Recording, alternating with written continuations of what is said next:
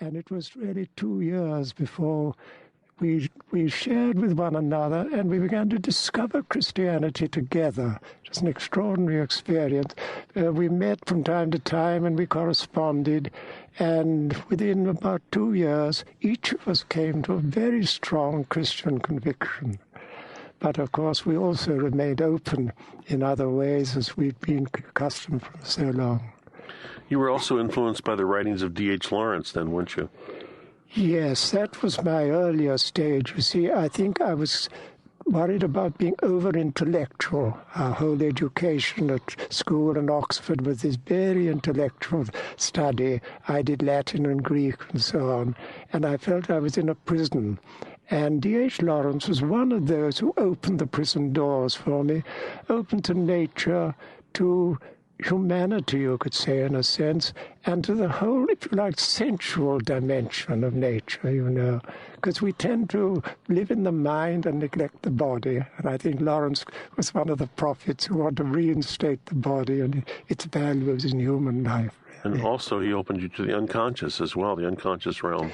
He opened the unconscious. That came more through Jung, you know. I met a very wonderful Jungian analyst, Toni Sussman. She was one of Jung's first disciples, actually. And she opened to me all these dimensions of the unconscious. And ever since, Jung has been a great influence in my life, really. And I can't think now except in terms of the unconscious, not limited to Jung's view, perhaps going beyond it in some way, but still very definitely based on his understanding.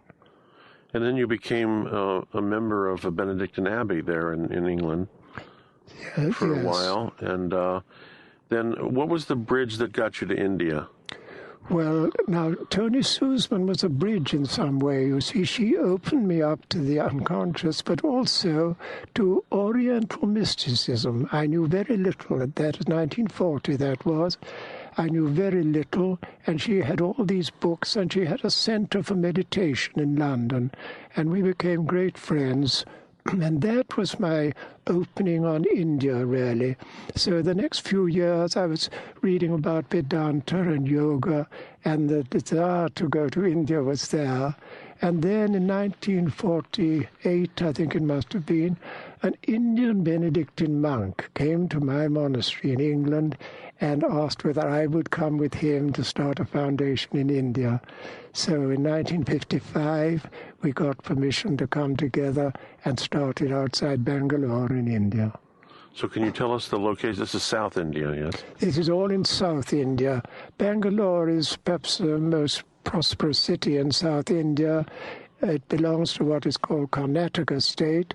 But since then, I've moved further south to Tamil Nadu, and we have an ashram there for the last 21 years.